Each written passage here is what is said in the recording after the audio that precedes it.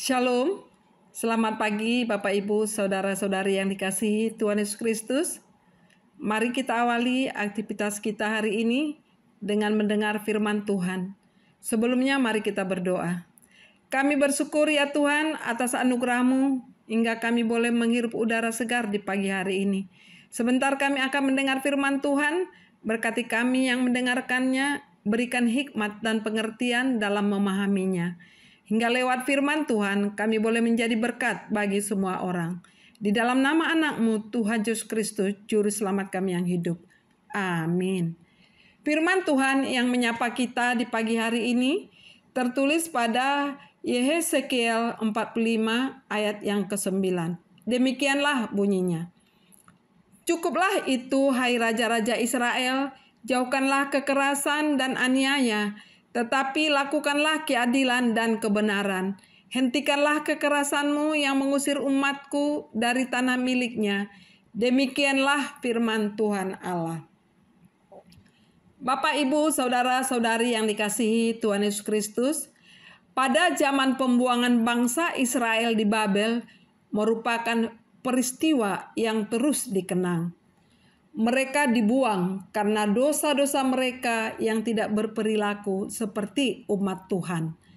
Bahkan mereka meninggalkan Tuhan dengan berbagai dosa yang mereka lakukan. Nabi Yehezkiel yang melayani bangsa Israel saat itu melihat para raja yang dipilih oleh Tuhan dan sekaligus memiliki peranan penting dalam peribadatan bangsa Israel sering berlaku tidak adil dan tidak benar.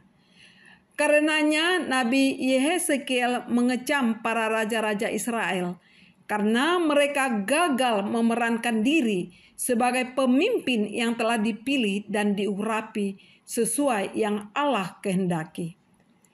Banyak terjadi pemerasan atas hak-hak orang miskin dan yang lemah, aniaya, kecurangan, takaran yang berdampak pada terciptanya ketidakadilan sosial. Kecurangan yang terjadi di sini bukan hanya di dalam ibadah, tapi dalam rangka perdagangan. Tanah dan bahan-bahan untuk persembahan korban di bait suci yang semestinya bekerja untuk pendamaian bagi Allah, dan semua korban yang disalurkan melalui raja diselewengkan karena keserakahan para raja. Perlakuan ketidakadilan yang dikecam Nabi Yehezkiel itu juga tampak dalam permainan revolusi Eva, Bat, dan Sikal, yaitu alat-alat timbangan dan ukuran raja sebagai standar yang dikenal di Babel. Alat-alat timbangan ini digunakan untuk menipu atau serong dengan cara meningkatkan atau mengurangi timbangan untuk menipu orang lain untuk mencari keuntungan. Dalam ayat ini jelas bahwa mereka melakukan kekerasan dan aniaya kepada orang-orang sebangsanya. Mereka meminta upeti yang tinggi dari rakyat demi kesejahteraan mereka, dan bahkan mereka tega mengusir rakyat dari tanah mereka apabila mereka tidak membayar pajak. Saat itulah Allah memakai Yehezkiel untuk bernubuat bahwa mereka akan kembali pulang ke tanah mereka. Namun setelah keluar dari Babel, Allah meminta para raja untuk kembali melakukan kebenaran dan keadilan sesuai dengan kehendak Allah. Orang-orang pilihan Allah harusnya menunjukkan kebaikan Allah terhadap sesama. Bapak, Ibu, Saudara-saudari yang dikasihi Tuhan Yesus Kristus, bukankah akhir-akhir ini banyak orang yang mengaku anak Tuhan? Ibadahnya bagus, tetapi di balik semua itu dia juga melakukan berbagai kejahatan. Banyak ketidakadilan dan ketidakbenaran yang terjadi di tengah-tengah bangsa dan negara kita. Bisa jadi kita juga menemukan ketidakadilan dan ketidakbenaran itu di tengah-tengah keluarga. Mereka lupa melakukan kebenaran dalam hidupnya. Sebagai orang yang mengaku dekat dengan Tuhan, kita harus jadi pelaku kebenaran, bukan pelaku kejahatan. Ibadah itu tidak hanya berhenti dalam gereja, tetapi ibadah yang sebenarnya justru dimulai di luar gereja. Apapun profesi atau status sosial kita, haruslah kita ingat bahwa Dia mengharapkan anak-anak Tuhan untuk memperlihatkan kebaikannya. Bapak, Ibu, saudara-saudari yang dikasihi Tuhan Yesus Kristus, firman Tuhan mengajak kita untuk memiliki perhatian dan kepedulian kepada penderitaan orang miskin dan lemah. Bagi Nabi Yesekiel, peran para pemimpin, terutama Raja Israel, tidak untuk memeras orang-orang yang mengupayakan kesejahteraan, menegakkan kebenaran, atau semangat demi menopang pelayanan untuk Allah. Tidak perlu ada kecurangan dalam hal mengatur persembahan. Seorang pemimpin haruslah mengelola persembahan untuk orang Israel yang datang kepada Allah.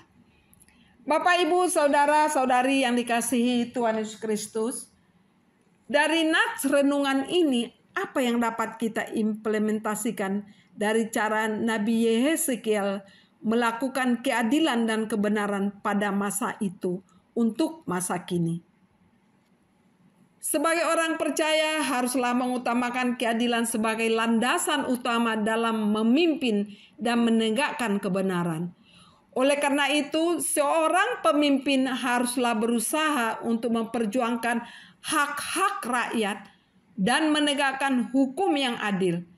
Kita harus berani menghadapi dan menentang ketidakadilan dan kejahatan.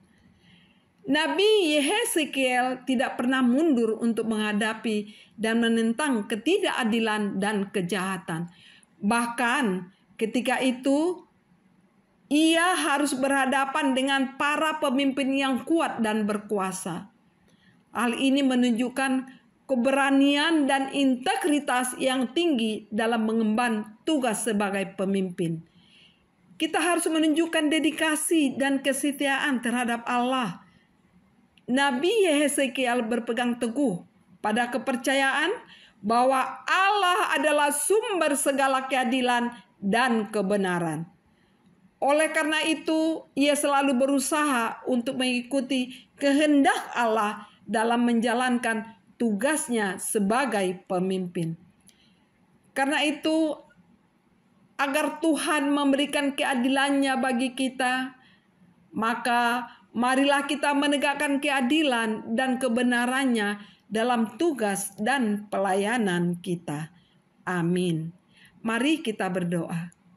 Ya Bapa, kami bersyukur kalau pagi ini Engkau mengingatkan kami agar senantiasa kami hidup dalam kebenaran dan keadilan, juga memiliki kepedulian terhadap yang lemah untuk menunjukkan kesetiaan kami kepadamu, ya Allah. Di dalam nama anak-Mu Tuhan Yesus Kristus, Juru Selamat kami yang hidup. Amin.